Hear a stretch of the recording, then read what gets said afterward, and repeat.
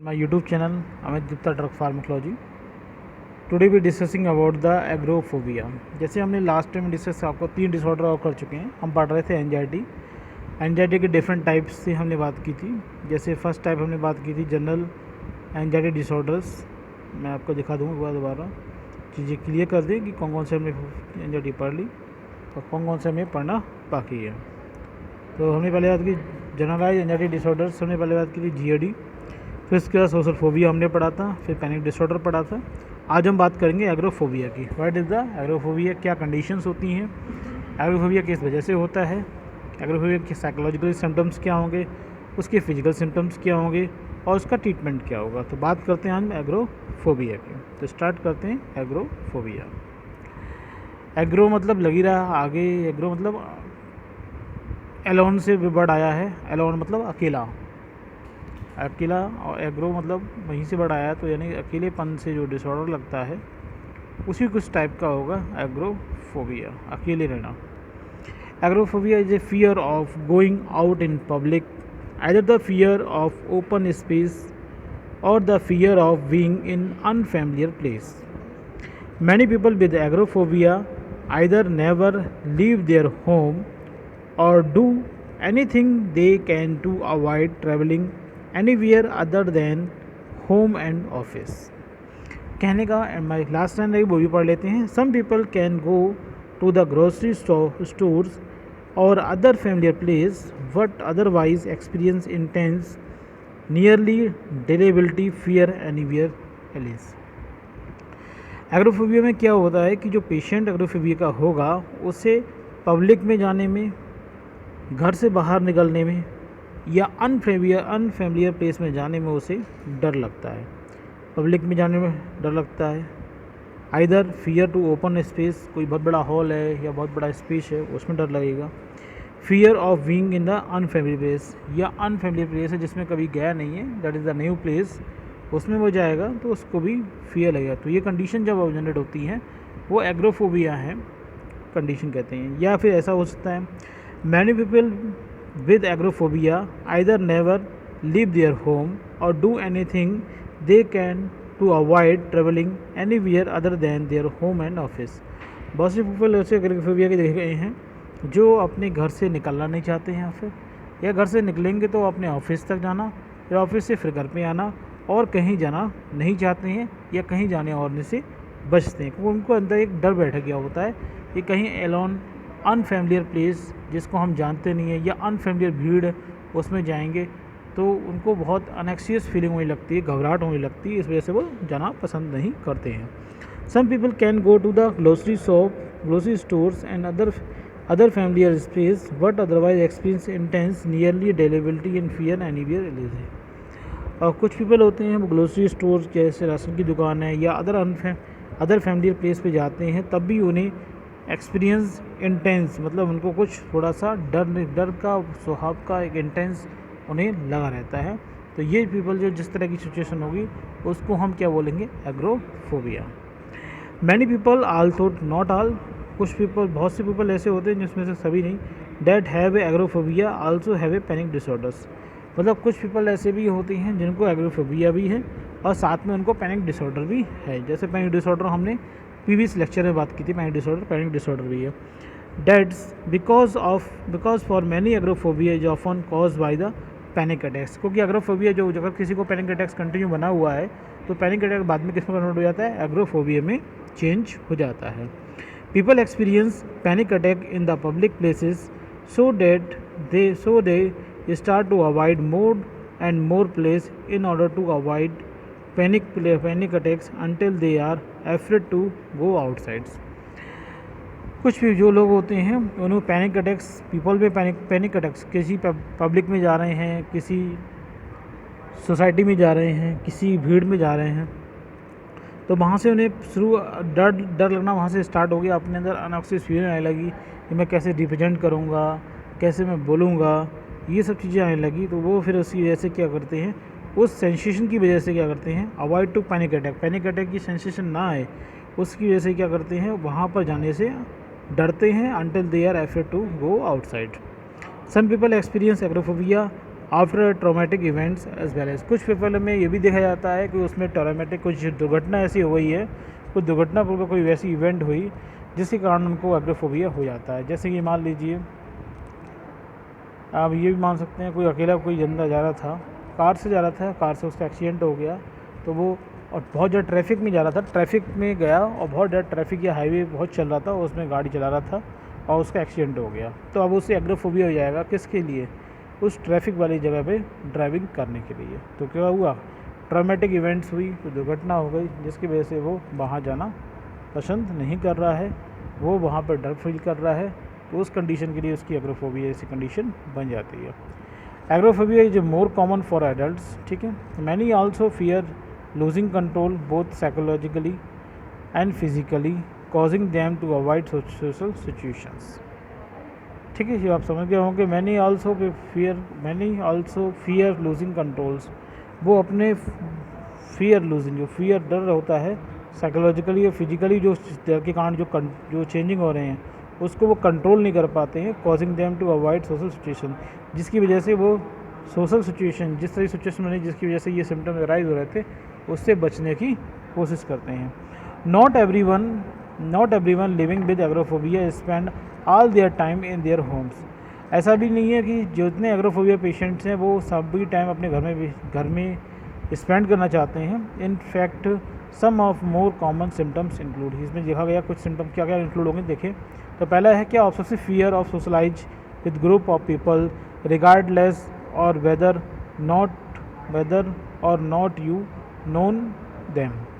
बहुत ज़्यादा डर लगता है उसे सोशलाइज ग्रुप, कोई ग्रुप है, सोशल ग्रुप है, या कोई सोशल ग्रुप है, सोशल मतलब सामाजिक ग्रुप है, ग्रुप ऑफ पीपल्स हैं, उनमें जाने से, उनमें बैठने से उसे डर लगता है, जिनको वो जानते भी हैं और नहीं भी जानते हैं। इसके अलावा हम आपको देखें, एक मिनट, जस्ट ए मिनट,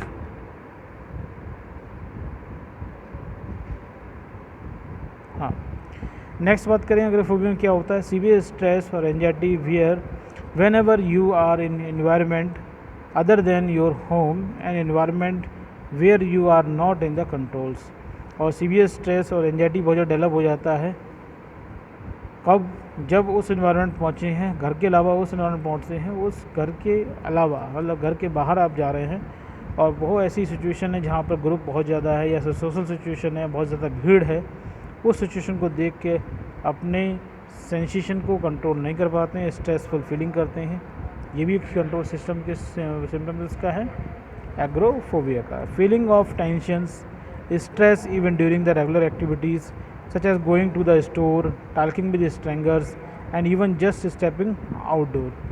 और हमेशा टेंशन होना, स्ट्रेस फील करना, जब हम रेगुलर जो एक्टिविटी हमारी हो रही होती है उस ड्यूरेशन में भी, उस समय भी हमें रेगुलर एक्टिविटी हम कर रहे हैं उसमें भी हमको टेंशन होना, स्ट्रेस होना।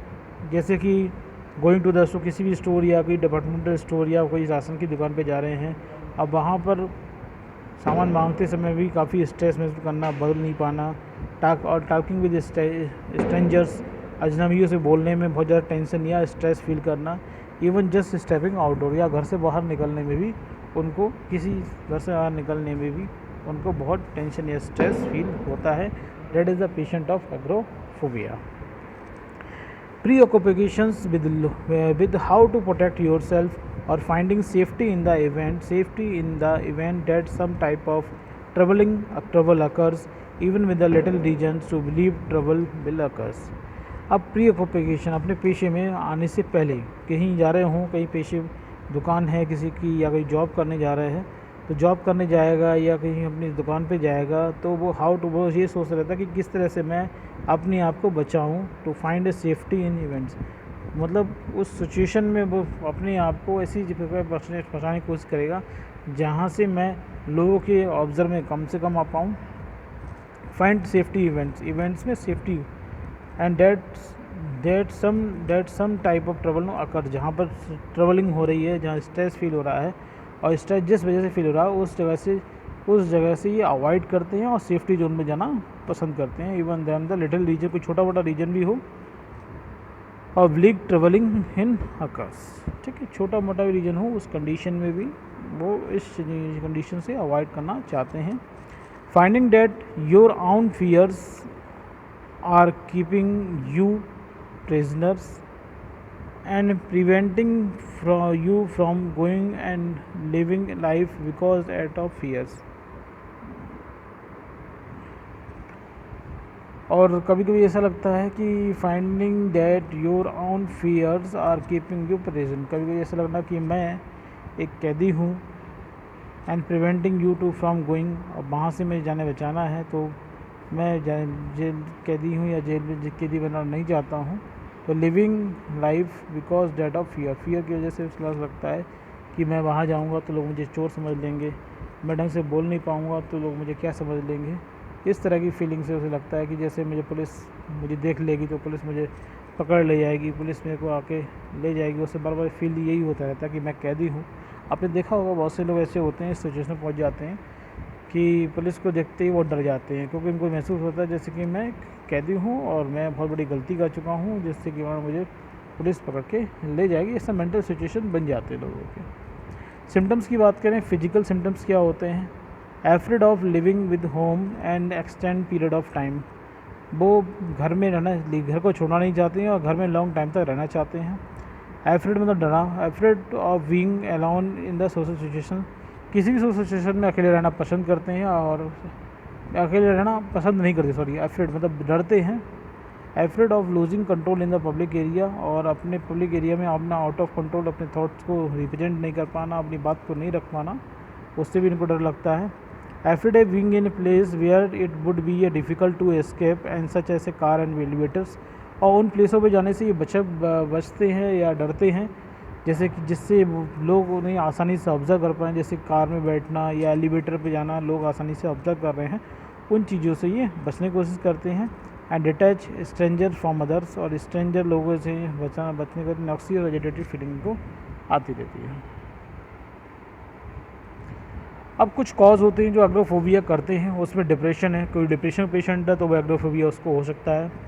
अदर फोबिया सच जैसे क्लस्ट्रोफोबिया एंड सोशल फोबिया, किसी को क्लस्ट्रोफोबिया सोशल फोबिया है तो वो भी कारण होता है एग्रोफोबिया होने का। क्लस्ट्रोफोबिया मतलब क्या है कि भीड़ भाड़ वाली जगह से बचना। क्लस्ट्रोफोबिया मतलब भीड़ भाड़ वाली जगह से डर लगना, जैसे कि बहुत ज़्यादा ट्रैफिक है वहाँ पे जाना बढ़ना, कोई रूम है बहुत कंजेस्टेड रूम है जिसमें 5-6 लोग हैं तो अकेले रहना पसंद नहीं करना, गाड़ी में भी ट्रैवलिंग कर रहे हैं और ट्रेन या बस में बहुत ज़्यादा भीड़ है तो उस भीड़ में खड़ी ना हो पाना, उस भीड़ में ट्रैवलिंग ना कर पाना, इस तरह की सिचुएशन को क्लस्ट्रोफोबिया कहते हैं। और सोशल फोबिया आप बता ही चुका हूँ। तो दोनों ही कारण कभी कभी एग्रोफोबिया को इंड्यूस करते हैं। Other type of anxiety disorder such as generalised anxiety disorders and obsessive compulsive disorder both are responsible for the agoraphobia. And history of physical and sexual abuse, किसी का फिजिकल या सेक्सुअल अब्यूज़, किसी का शोषण हुआ है, फिजिकली शोषण हुआ है, तो उसके कारण भी कभी कभी क्या हो जाता है कि एग्रोफोबिया जैसा कंडीशन बन जाती है। A substance abuse problems, a family history of agoraphobia, तो ये भी कंडीशन रिस्पॉन्सिबल होती हैं एग्रोफोबिया के लिए। अब ट्रीटमेंट की बात करें, ट्रीटमेंट में हम वही बात करेंगे, पहले साइकोथेरेपी की बात करेंगे, फिर कंजेनिटिव बिहेवियर थेरेपी की बात करेंगे और फिर एक्सपोजर थेरेपी और last one is the medicaments. तो सबसे पहले बात करते हैं हम साइकोथेरेपी की। Psychotherapy also known as a talk therapy, it's involve the meeting with a therapist और the mental health professionals on a regular basis पे बात करते हैं। जो आपके मेंटल थेरेपिस्ट होते हैं, मेंटल हेल्थ प्रोफेशनल होते हैं, उनसे रेगुलर मीटिंग लिखी जाती है। They gives you the opportunity to talk about your fears and any issue that may be a contributing to your fears, और वो आपसे बात करेंगे कि क्या ऐसा आपको फील होता है, किस तरह से आपकी फीलिंग होती है, किस किस सिचुएशन में आपकी फीलिंग होती है जिससे आपको डर लगता है, उस पूरी सिचुएशन के बारे में उनको आप बताएंगे जो सिचुएशन आपको फियर करती हैं जिसकी वजह से आपका एंजाइटी डेवलप होती है। तो psychotherapy is often combined with medicament for optimum therapy. Psychotherapy में मेडिकामेंट के साथ में वो कुछ एडवाइस देते हैं।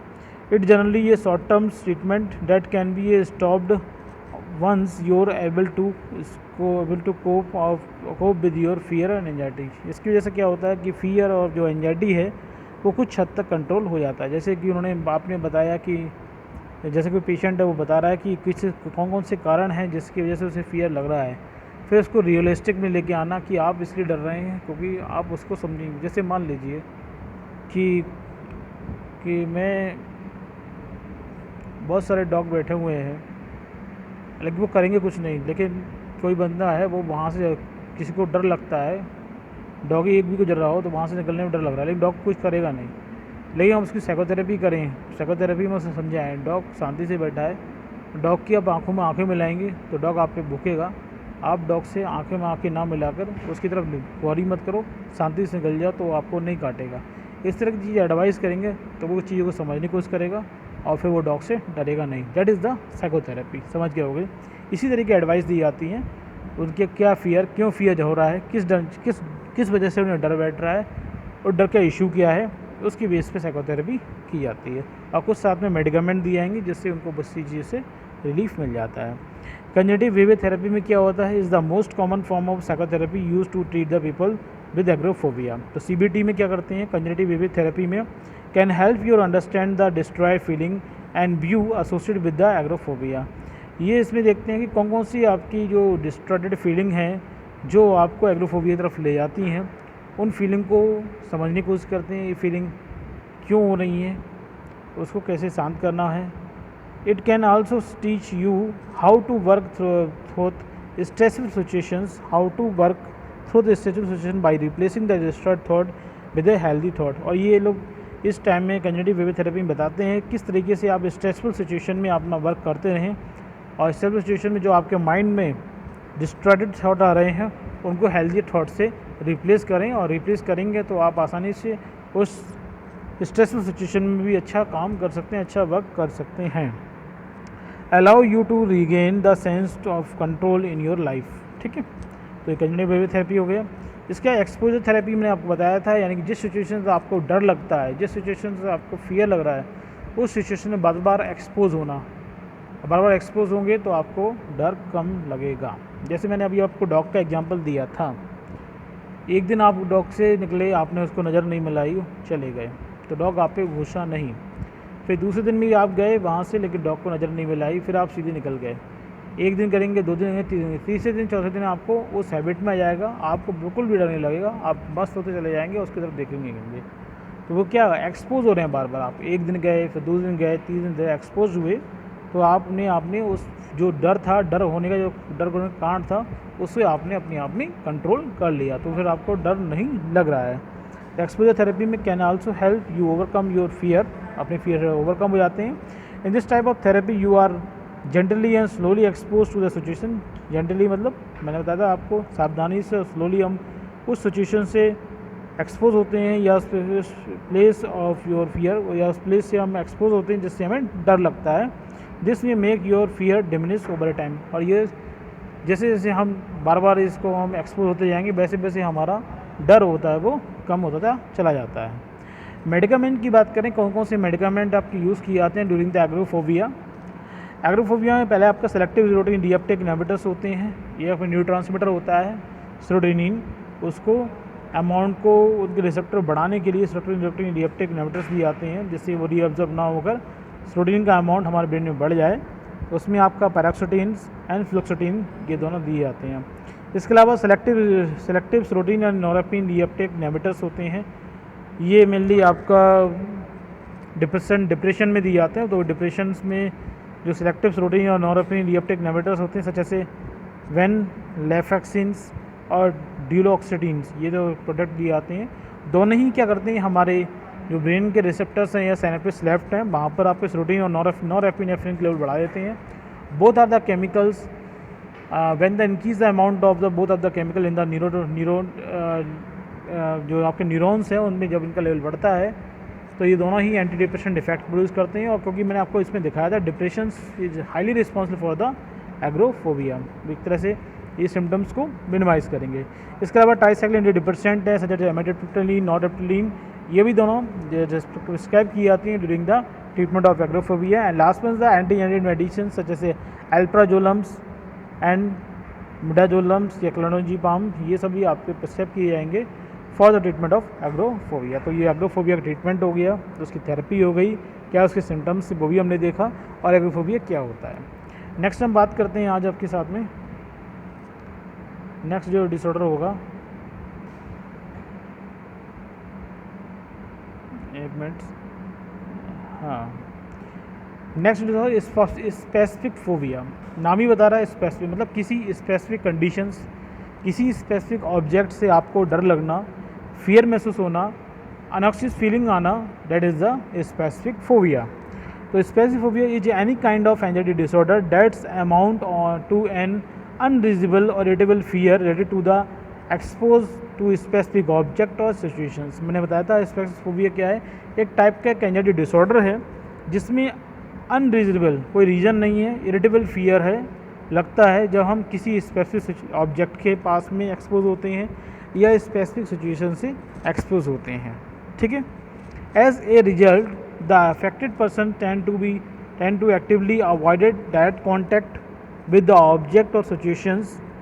तो इस वजह से क्या होता है, वो पर्सन होता है इस सिचुएशन से या इस ऑब्जेक्ट से वो बचना चाहता है क्योंकि उसको उसे डर लग रहा है। जैसे मैं आपको बताऊं, कुछ लोग क्या होते हैं कि अपने बॉस के सामने काम अच्छा नहीं कर पाते हैं, जबकि बॉस के पीछे काम अच्छा कर पाते हैं।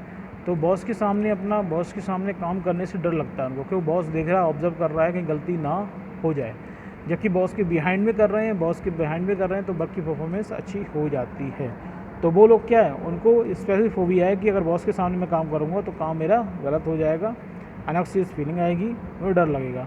तो वो अक्सर क्या करते हैं, बॉस के बिहाइंड में वहाँ से वर्क अपना ले जाएंगे, बॉस जहाँ नहीं है वहाँ पहुँच कर अपना काम अपने टेबल पे करते रहेंगे, बॉस के रूम में काम या बॉस के सामने काम नहीं करना चाहेंगे। That is the specific phobia, ठीक है। तो ये स्पेसिफिक फोबिया है, तो उस कंडीशन में ये अवॉइड करना चाहते हैं। In severe cases any mental and dictate them. Symptoms क्या होती है, feeling of immediate danger to dooms, अचानक फीलिंग होना कि मैं बहुत ज़्यादा खतरे में हूँ। द नीड टू एस्केप, और लगती है कि मैं सिचुएशन से बच लूँ किसी तरीके से, इसके अवॉइड कर लूँ, मैं यहाँ रहूँगा तो मेरा काम ज़रूर गलत हो जाएगा, जो मैंने आपको बॉस वाला एग्जांपल दिया। हार्ट पैप्लाइटेशन, हार्ट बीट बहुत ज़्यादा बढ़ने लगती है, स्वेटिंग होती है, ट्रम्बलिंग होगी, shortness of breathing and something feeling और फीलिंग ऑफ चोकिंग, लगता है जैसे कि मेरी सांस प्रॉपर तरीके से नहीं ले रहा है, चोकिंग ऑफ फीलिंग भी होने लगती है। Chest pain, discomfort, nausea, abdominal discomfort, feeling faint, Daisy, a sense of thing being a unreal और डीपर्सनलाइजेशन, अनरियल लगना, डीपर्सनलाइजेशन लगना, अपना पर्सनल बिहेवियर नहीं हो पाना। ए फियर लूजिंग कंट्रोल, अपने आप पे कंट्रोल नहीं रख पाना। फियर ऑफ डाइंग, डर लगना कि मैं मर जाऊंगा या मेरे को पकड़ लेगा, मैं ये हो जाएगा वो हो जाएगा। टिंडलिंग सेंसेशंस और चिलिंग और हीट फ्लैशिंग, कभी कभी बहुत ज़्यादा ठंडा लगना, कभी कभी बहुत ज़्यादा गर्म लगना। ट्रीटमेंट की बात करें तो ट्रीटमेंट में भी इसमें भी CBT थेरेपी देते हैं, कंजेनिटल बिहेवियर थेरेपी देंगे। Congenital behaviour therapy can work for those with specific phobia, specific phobia में देते हैं। तो वीकली ट्रीटमेंट देंगे इसमें विद होमवर्क असाइनमेंट, यूजली ये सक्सीड इन 12 to 6 सेशंस, मतलब उनको होमवर्क असाइनमेंट देंगे। जैसे कोई ऑब्जेक्ट है, किसी काम करने में डर लग रहा है तो उस काम को दे दिया जाता है। जैसे मैं एग्जांपल आपको दूँ कि कुछ लोग होते हैं जिन्हें खाना बनाने से या